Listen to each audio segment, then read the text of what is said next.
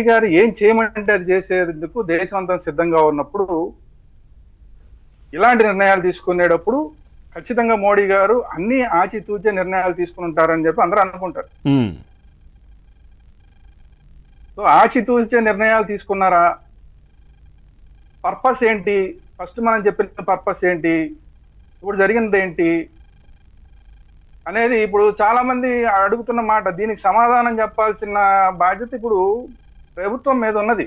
ఖచ్చితంగా ప్రభుత్వం మీద ఉంది. మీరు దేశం మొత్తాన్ని యుద్ధం దగ్గర తీసుకెళ్లి పెట్టారు. పెట్టిన తర్వాత మళ్ళీ మీరు రమ్మంటే అందరు రావడానికి సిద్ధంగా ఉన్నప్పుడు మళ్ళీ ఎందుకు వెనక్కి వచ్చేసారన్న దానికి మీరు సరిగ్గా సమాధానం చెప్పాలి.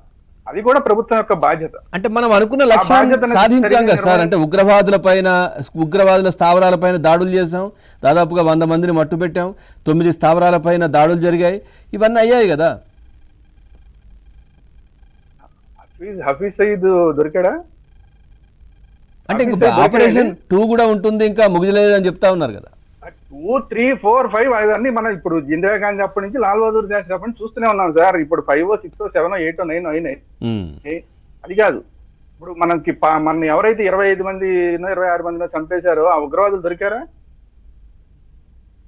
పర్పస్ సర్వ్ అయిపోయిందా? ఎక్కడున్నారు ఆ ఉగ్రవాదులు? ఎక్కడ అరెస్ట్ చేసి ఏ జైల్లో పెట్టారు?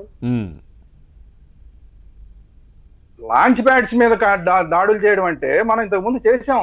శభాష్, బ్రహ్మాండంగా చేసాం. ఈసారి యుద్ధం మనం లాస్ట్ టైం చేసిన దానికన్నా కూడా, లాస్ట్ టైం ఏదో సర్జికల్ స్ట్రైక్స్ అని చేసిన దానికన్నా కూడా అద్భుతంగా చేసాం. 100 రెట్లు బ్రహ్మాండంగా చేసాం. దేశం యొక్క సత్తా ఏంటనేది ప్రపంచానికి చూపించాం. శభాష్.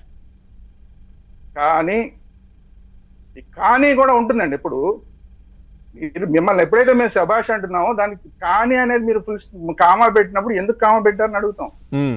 ఎప్పుడైనా సరే ఎండ్ రిజల్ట్ ఏంటి? మనం ఒక దేశం మీదకి యుద్ధానికి వెళ్తుంటే ఎండ్ రిజల్ట్ ఏంటి?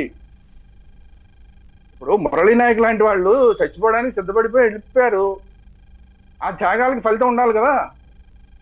ఏమిటి మధ్యలో వచ్చేస్తే మనం ఎందుకు వచ్చేసాం అనేది కూడా చెప్పాలి. నేను ఇప్పుడు మనకన్నా కూడా 100 రెట్లు ఆలోచిస్తారు. దేశ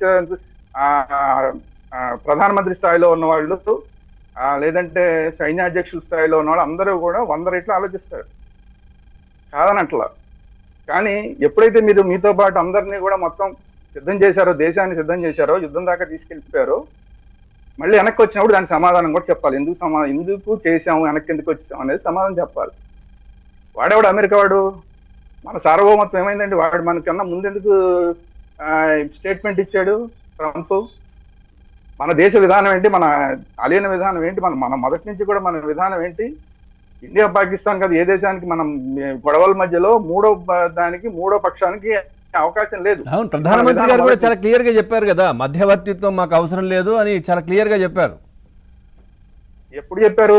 అమెరికా నుంచి ఆల్రెడీ స్టేట్మెంట్ వచ్చిన తర్వాత చెప్పారు. అమెరికా వాళ్ళకి మనం సంధి చేసుకుంటామని ఎట్లా తెలిసిందండి? అమెరికా ప్రెసిడెంట్ ఎవరు మన మధ్యలో సంధి చేశామని చెప్పడానికి? ఊసి మన సార్వభౌమత్వం ఏమైంది? లేదా మనం అడిగామా? మనం ఏమన్నా అడిగామా? లేదంటే వాళ్ళు వస్తే మాత్రం ఎలా యాక్సెప్ట్ చేసాం? మనం అడిగామా? ఒకటి క్వశ్చన్ లేదు, మనం అడగం. క్వశ్చన్ లేదు, అడగం. వాళ్ళంతటి వాళ్ళు వచ్చారు, వస్తే ఎలా యాక్సెప్ట్ చేసాం? మన విధానం ఏంటి అసలు? మన దేశ విధానం ఏంటి? దేశాంగ విధానం ఏంటి? ఎట్టి పరిస్థితుల్లో మూడో వ్యక్తుల్ని మనం ఎప్పుడు కూడా ఇండియా పాకిస్తాన్ విషయాల్లో ఎప్పుడు మనం వాళ్ళ జోక్యం చేసుకొని ఇవ్వలేదు. అఫీషియల్ గా, అన్అఫీషియల్ గా మీరు ఏదైనా చేసుకోండి, అది మాకు సంబంధం లేదు. అఫీషియల్ గా అమెరికా ప్రెసిడెంట్ స్టేట్మెంట్ ఎట్లా వస్తుంది? మాకు కావాల్సింది మోడీ గారి స్టేట్మెంట్. మనం ఉంటున్నామా, వెళ్తున్నామా, పారిపోతున్నామా, మొత్తం అందరినీ కొట్టేసామా, ఏదైనా జరగచ్చు. మాకు కావాల్సింది మోడీ గారి స్టేట్మెంట్ కావాలి. ఆయన ఈ దేశానికి ప్రధానమంత్రి. మా సార్వభౌమత్వం అంతా ఆయన చేతిలో ఉంది. అమెరికా చేతిలో ఏమైనా ఉంది మన సార్వభౌమత్వం?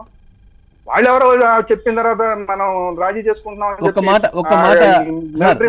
ఒక మాట మీకు సమాధానం పాపారావు గారు మాట్లాడుతున్నారా, తర్వాత రవికిరణ్ గారి దగ్గరికి వెళ్తాను. పాపారావు గారు ప్లీజ్. సార్ మ్యూట్లో ఉంది సార్, మ్యూట్లో ఉంది సార్.